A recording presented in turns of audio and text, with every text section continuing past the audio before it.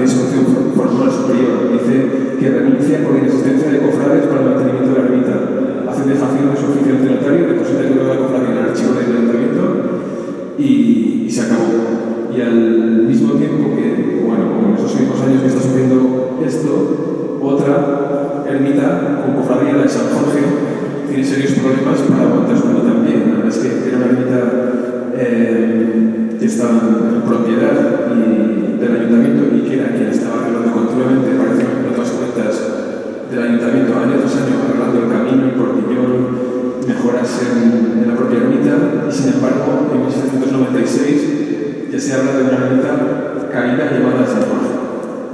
De alguna forma, durante la guerra de la independencia de esos años, la cofradía no se acabó donde había su roquería, o si se juntaban allí simplemente al pie de los restos de las ruinas, pero siguió haciendo romería, y en 1728 es cuando aparece un documento que ni siquiera voy a leer porque vamos a ir tiempo, en el cual con una ermita sin cofradía, que está de Santa Bárbara, una cofradía sin ermita, que era la de San Jorge, se hace un acuerdo del Ayuntamiento de Media, y lo que sucede es que San Jorge pasa a realizar su culto, mantenimiento de la ermita y sus romerías a la ermita de Santa Bárbara. La de San Jorge pasa aquí, la de Santa Bárbara, como hemos dicho, estaba disuelta. Hay otras más desconocidas, más todavía que estas, como son la de San Jaime, por lo que tenéis la capilla de Santiago de la parroquia. Sabéis que es Santiago, San Jaime, hay muchas formas de nombrar al mismo santo, el apóstol peregrino, que no tenéis la clave de esa capilla, es eso, es esa imagen. Allí está muy deteriorada, pero bueno, si os fijáis, lo que vamos a ver es más o menos esto. Esto es otra de otro lugar, evidentemente, pero el callado, la aureola de santidad, y además de que la tradición popular la llaman como capilla de Santiago, no hay ninguna duda de que se trata de que sería la capilla en la que estaría esta cofradía de San Jaime, como digo, dedicada evidentemente al culto de este santo, y poco más sabemos de ella, una o dos menciones, y del mismo modo que esa de San Sebastián, San Fabián y San Sebastián, que quizá tuvo una fundación más práctica. En este caso aparece a principios del siglo XVIII, y en 1648 sabéis que hubo una peste brutal que llegó a Aragón también desde el Mediterráneo, que Esteban de Esmil estuvo tratando a los enfermos de Huesca, y quizá para proteger a Granada de esa peste, San Sebastián, siendo el más famoso protector de la peste entre los santos, pues le fue a fundar una cofradía, y luego con el paso del tiempo y pasado ese problema, esa situación, pues también pudiera llegar a disolverse. Y por fin vamos a la última, y yo creo más importante de las cofradías por algunos aspectos, aunque como sabéis no casi menciono alguna de ellas. Esta es San Nicolás. Aquí tenemos a San Nicolás de Bari, como es también conocido, que también es un santo que fue patrón de muchas cosas, de los niños, y tenemos una representación de él con el Salmo A3, que injustamente se dice iban a ser sacrificados por el emperador Constantino. También es patrono de las novias y de los marineros. Hay alguna cofradía en Zaragoza, de hecho, había una cofradía San Nicolás de Bari de patrones de barco, por esa relación que tenía también con el mar. Aquí en Reus no era desde luego ni de novias, ni de niños, ni de marineros, lo era de clérigos y de infanzones. Era una cofradía elitista, muy especial, con mucho aparato litúrgico y formal también, como vamos a ver. Esto es un detalle del libro de la cofradía, que está depositado en el archivo de la diócesis de Barbastro. Esto os he puesto aquí un par de veces hace ya 10 o 12 años. Es una joya este libro, la verdad, en sí mismo. Todas las páginas son de, salvo esta y alguna más, que están cubriendo, digamos, algunos libros de pergamino, parece vitela, es un pergamino fantástico, con miniaturas, con tintas verdes y rojas. Es una preciosidad, escrito en catalán, curiosamente, salvo uno o dos párrafos, está todo escrito en un precioso también catalán medieval. Y esto es de hecho una de esas páginas de las ordinaciones de ese libro, en el cual pues, las entradas también están muy revueltas. Parece que se copió en un momento dado del siglo XVI, se copiaron todas las entradas antiguas que estaban en otros libros o en hojas sueltas, o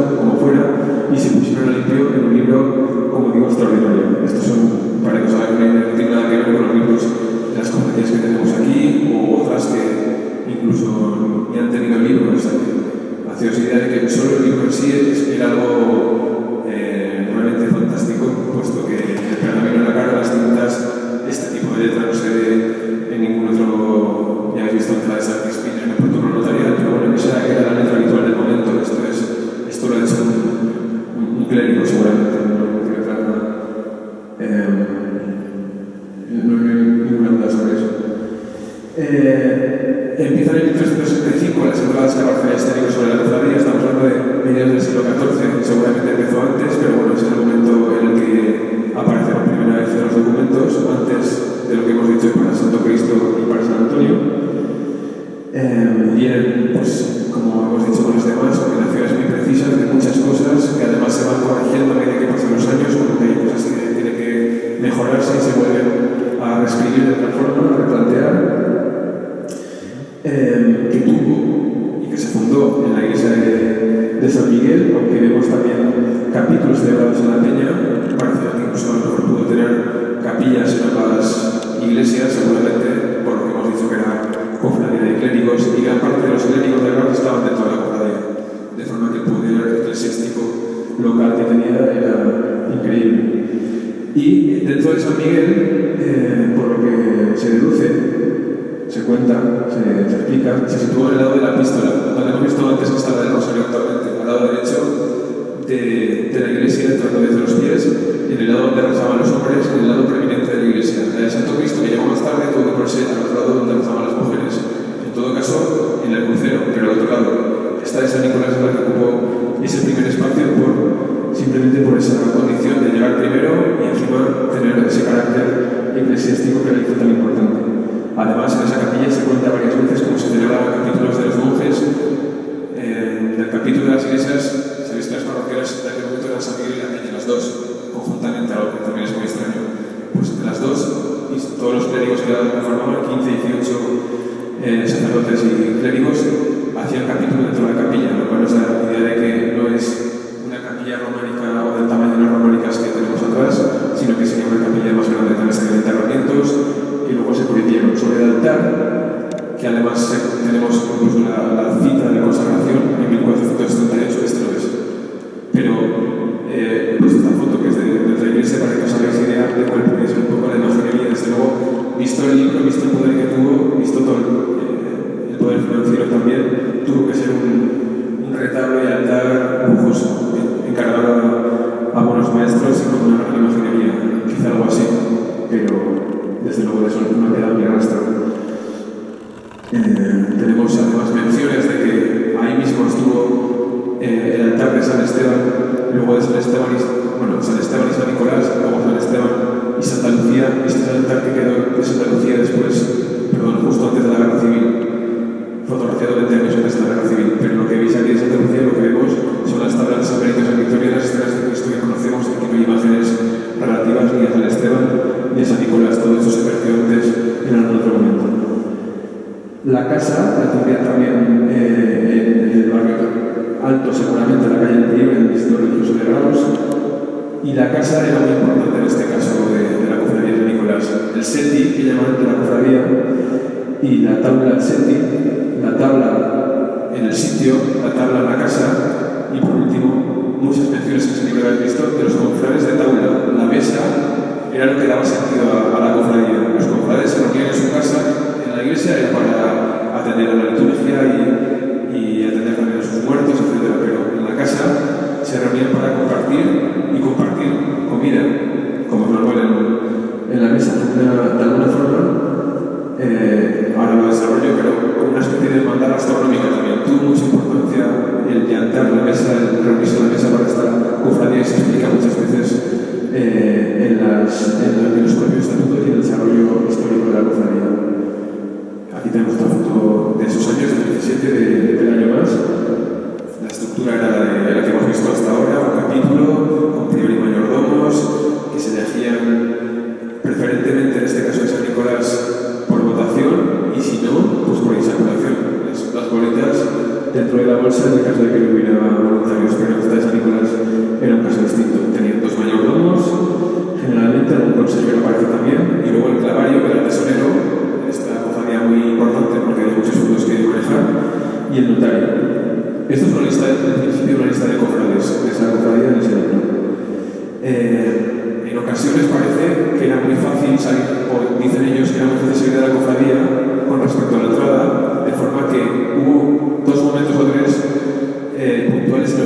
acusa un descenso de cofrades. Uno de ellos es en un capítulo de 1416, justo un año después de que llegara Vicente Ferrer. Eso yo creo que quiere decir que Vicente Ferrer, con su llegada, provocó la creación de la cofradía muy rápido, la del Santo Cristo, y que al Santo Cristo se fueron, seguramente, que no sabía gente y podía participar de varias cofradías, pero tenías que pagar en todas ellas, entonces no era posible, para mucha gente no era posible estar en varias.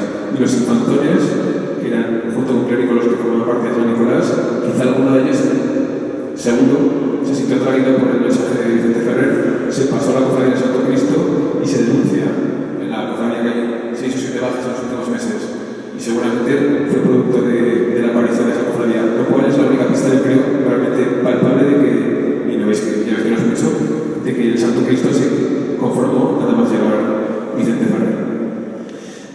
Sin embargo, parece que hay un repunte y en el siglo XVI hay más de 100 cofrades nuevamente. De hecho, hay una especie de cuotas que se explican en los estatutos, por el cual, más o menos, pero la mitad tiene que ser clérigos y la mitad infantones.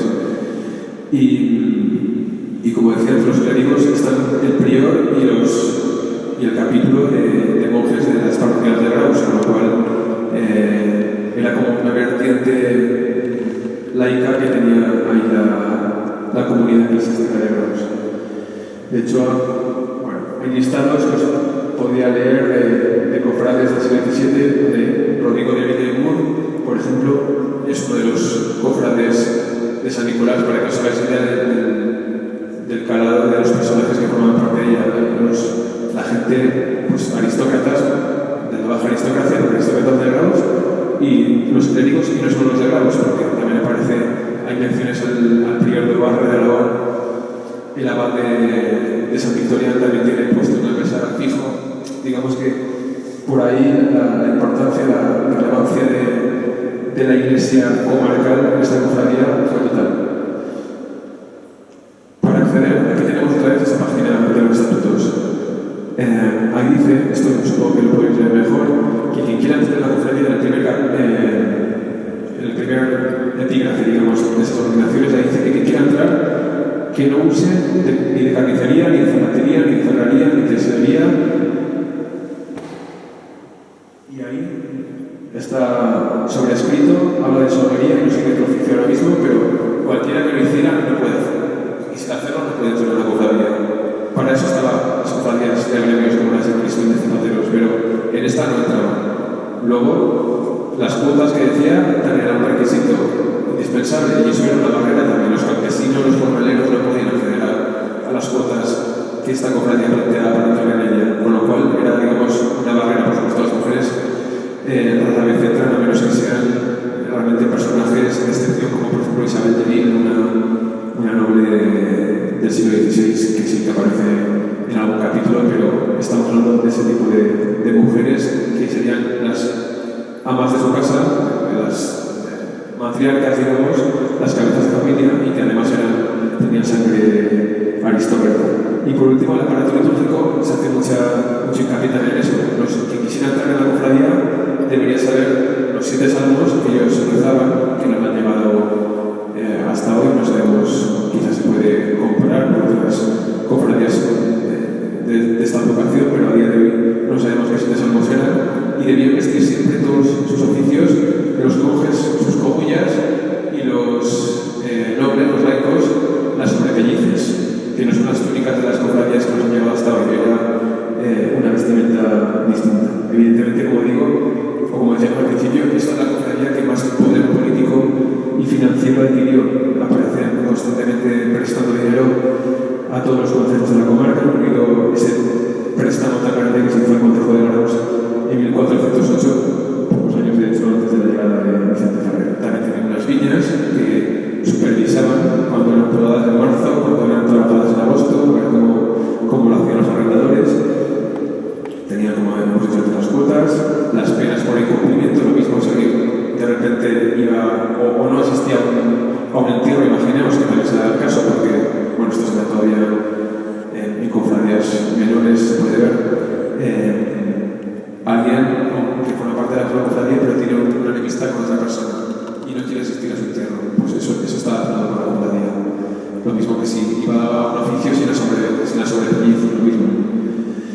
Y por último, recibían también muchos encargos de míseras en los testamentos, como hemos visto antes con otras cofradías.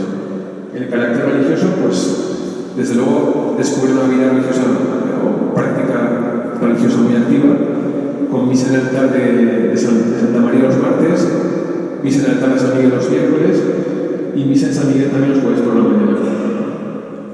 En todas ellas, los laicos, los infanzones debían vestir las sobretellices, esto es un sobretelliz a día de hoy.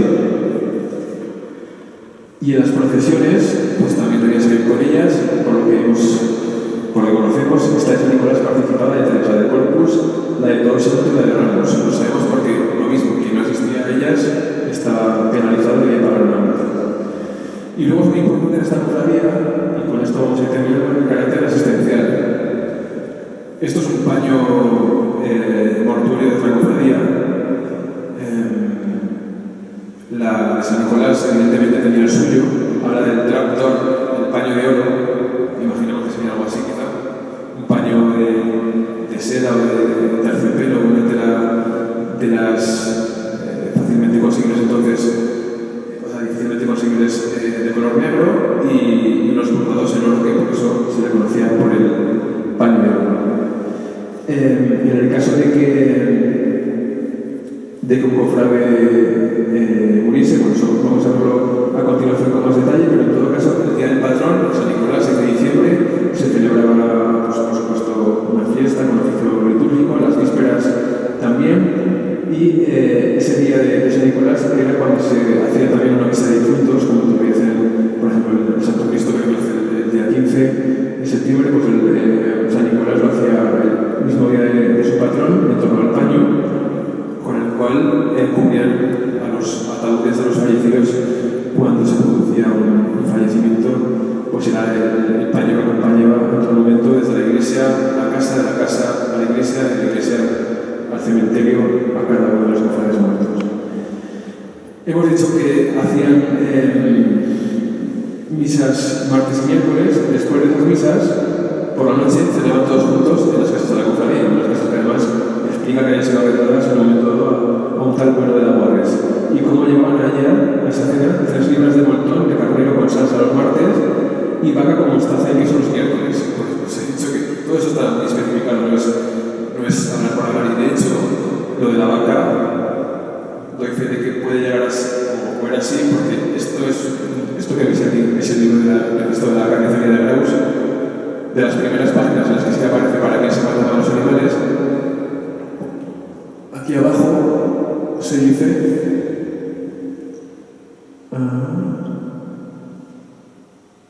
ítem, una vaca que pesa 112 libras, creo que son, que mataron para la cofradía de San Nicolás. Como os he dicho, además, este libro también, por esa época, el siglo XIV, el catalán tiene preponderancia, digamos, también en el libro oficial en Aragón, y este libro también está escrito, lo poco que hay parece con muchos de los catalanes. Pues eso, una vaca de 100 y pico libras, lo que vendría a ser unos 50 kilos de carne útil, a lo mejor un ternero que fue matado ese día de octubre, seguramente para una de estas reuniones de la cofradía. Se consta lo que pagaban por asistir a esas cenas, que debían ir solos, sin mujeres, sin huéspedes, solamente la base victoriana, para que os hagáis ideas y no menciones, pero como decía, podía ir con un escolano, lo mismo que los clérigos que venían de fuera, un clérigo invitado. Debían vestir los sobrepellices en esas misas previas, cantaban sus salmos y luego cenaban, y los orantes también consta varias veces como se entregaban los mayordomos de turno para que lo repartieran entre los pobres, habla de los pobres de Dios, los pobres de Dios. Y de hecho, en otro momento habla de cómo no haya cosa mejor en esta vida que haber por encomendados los pobres de Dios, que la cofradía, así como es obligada a sepellarlos o enterrarlos, sea obligada a vestirlos siempre que sea requerida. O sea que ese carácter de ayuda a los más pobres, pese a ser una cofradía de élite, lo tenía por estatutos. Y también hacían, solo aparece una vez, pero consta que así era, tenían unas dotes precisamente para entregar dotes a las muchachas que no tenían tenían medios, tenían unas cantidades para maridar fadrinas ahora. Fadrinas, que es muchachas, creo que parece que todavía existe esa palabra, de forma que también tenían ese carácter, ¿no? O sea, esa ayuda establecida para las chicas que querían casarse y no tenían dónde. Vamos a ir terminando. Este es el cementerio de San Miguel, tal y como estuvo yo creo que hasta las obras de remodelación de los años 60 largos, clausurado en el año 15 cuando se inauguró el cementerio de abajo de San Vicente Ferrer. La muerte, como hemos dicho, se sentía cercana, cotidiana. Era importante que ese paso, ese tránsito estuviera asegurado de alguna forma y no sufrir, desde luego, para siempre esas penas, ese purgatorio del que se hablaba tanto en la Iglesia. De esa forma, la cofradía suponía mucha vida, evidentemente por lo que hemos dicho de que estaba conformada en la mitad de su censo de cofrades por clérigos, y que clérigos eran el prior y los monjes de las propias parroquiales, que eran los que atendían el culto cotidiano y los oficios litúrgicos en la Iglesia. En el caso de que el cofrade enfermara, se preveían varias cosas. Primero, que tuviera todo lo que necesitase. Dice, si será malo, estuviera malo, o vuelva a rever extremaunción, directamente estuviera para recibir la extremaunción, que todos los cofrades tengan que ir con sus sobrepellices, le acompañaban todos a su casa, o la mayor parte entendemos, y junto a él aguardaban ese momento. Si un cofrade enfermo carecía de familia, también se montaban todos de hermanos para poder atenderle. Si quedaba sin recursos porque trabajaba, y al dejar de trabajar, al no poder trabajar y conseguir sus propios recursos, pues era la cofradía de costear médicos si no necesitara, medicinas si las había, víveres. Y en el caso de fallecimiento, por supuesto, decimos que el 50% de esa cofradía eran clérigos, pues el tránsito, todo ese aparato funerario, digamos, estaba más que garantizado y en las mejores manos. Los cofrades acompañaban, hacían turnos de vela junto al cadáver, acompañaban en el viático, como decíamos, iban desde la iglesia reunidos a la casa del cofrade con el paño y sus perpellices, cogían el cuerpo y lo llevaban en el lit, que era de la cofradía, la litera, en el cual se ponía cubierto con el paño, se llevaba de nuevo a la iglesia, se sentaban los cofrades alrededor de ese cuerpo, rezaban los 7 salmos. De hecho, en un momento dado, pues, se habla de algo curioso, no tiene nada que ver con el desarrollo, pero se habla de que los clérigos pueden oficiar en la tribuna de la iglesia en el caso de que no hubiera otras celebraciones, dando a entender, evidentemente, que hubo una tribuna, que no sé ahora mismo, hay que investigar sobre esto, a qué lugar de la iglesia se refería en San Miguel. Y finalmente lo acompañaban a ese enterramiento en el fosar, por tanto, cada uno de ellos una vela encendida. Si hubiera fallecido fuera, lo iban a buscar al cuerpo hasta una jornada de camino fuera de Reus, y lo traían de Reus, con la misma operación que hemos hecho, el mismo dispositivo. Y en caso de fallecimiento, y aquí volvemos al aparato, digamos, la importancia que la misa tenía para estos cofrades, cada uno de los cofrades, en caso de que falleciera un hermano, aportaba 6 dineros para el banquete funerario.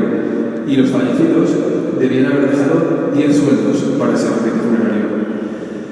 El conforso, que aparece en la documentación constantemente. El conforso, que es una palabra latín medieval también, que procede del convivio, que era en realidad como los romanos llamaban a estos banquetes funerarios, fúnebres. Todos los cofrades se reunían después de los rezos, el oficio y el enterramiento, se reunían de nuevo en la casa del cofrade muerto, y allí se rezaba este conforso, para el cual el fallecido o su familia debía haber dejado leña, sal, escudillas, tallos y taballons y ollas. O sea, todo para cocinar, preparar esa comida que en el caso de que no las tuviera o no faltara, se traían de la casa de la cofradía, como hemos visto, pues tendría evidentemente de todo, puesto que ahí se reunían 2 días por semana a cenar. Y de la muerte individual del cofrade de San Nicolás nos planteamos esas preguntas que decíamos sobre por qué muere este colectivo, siendo que era un entramado tan poderoso, tan desarrollado. La verdad es que durante todo el siglo XVIII va dejando cada vez más de aparecer la cofradía en la documentación, y después de la Guerra de la Independencia, el primer registro que hay de cofradías de Reus de 1825 ya no está. Entonces, ¿por qué desaparece de esa manera y no deja ninguna huella tampoco artística? Porque no hemos visto ni siquiera una imagen, una foto de un espectáculo, no quedó nada en el siglo XX, en el principio del siglo XX no había nada. Puede ser que llegara a alcanzar lo que hemos dicho, excesivo poder político, y que eso hiciera pues que el resto de poderes se enfrentara efectivamente a ella y la diluyera de alguna forma, que se legalizara como se hizo a nivel general. No parece posible porque tampoco hay un documento que casi lo exprese, que cayera en desgracia. A lo mejor esa influencia tan directa de San Victorian hizo que se volviera en su contra. San Victorian al final deja de tener relevancia en Graus a lo largo de los años, o que simplemente fueran las dominicas que con su, incluida la de Santo Cristo, que con su avance, pues con su perseverancia, digámoslo así, pues que la otra de alguna forma fuera menos, o que quebrara. Esos fondos también, esos censos se volvieran en su contra y la hicieran autolimpiarse de alguna manera. Yo creo que fue como en todas estas cosas un cúmulo de varias de ellas, no sabemos exactamente cuál, es una de las incógnitas principales que yo creo que deja la historia de las cofradías en Graus. También es verdad que San Nicolás, aunque fuera patrón de todo lo que hemos visto, no tenía en Graus una imagen, algo palpable, no había estado en Graus, como lo estuvo Vicente Ferrer, y eso era, en el caso de las dos grandes, igual que en el lejano oeste solo puede quedar una, y entre Santo Cristo y San Nicolás, desde luego, Santo Cristo tenía muchos más elementos de éxito los que podía tener San Nicolás, que tampoco era una cofradía que tocara llano, eran clérigos y eran infanzones. En todo caso lo vamos a dejar aquí y lo quiero hacer con, os decía al principio que la idea también había ido más en torno a la filosofía de la confraternidad. Vicente Margaxi, a finales del 19, deja una reflexión que además se encuentra como yo creo que vale y que es muy interesante para hablar del carácter colectivo de Graus, que tiene que ver con esa proliferación de cofradías que hemos visto hasta 16 en la historia de Graus, o más. Dice, por las sencillas costumbres, conserva aún en determinadas circunstancias algo de su antigua